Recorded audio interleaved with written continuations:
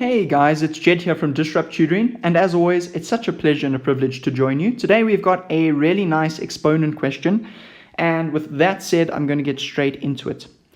So guys, the first thing I would do here is I would look to ordinarily simplify the numerator and then simplify the denominator. But the reason I would hold off with that in this case is, do you notice how we've got a 5 to the 4 in the numerator here, and we've got a 5 to the 3 in the denominator here.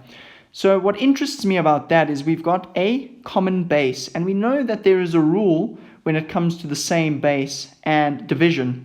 And that rule is that the 5, stays the same, and we subtract the exponents.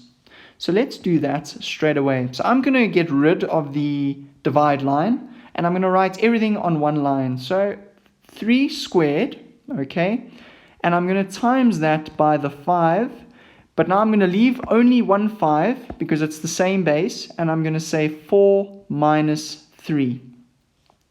And that's going to give me 3 squared times 5, and then the 4 minus 3 gives me 1, so that's going to be 5 to the 1. Now I can simplify this 3 squared, and that's going to give me 9 times 5. And that 9 times 5 gives me 45. And that's going to be the solution to this question. It makes it a lot easier to do this part first.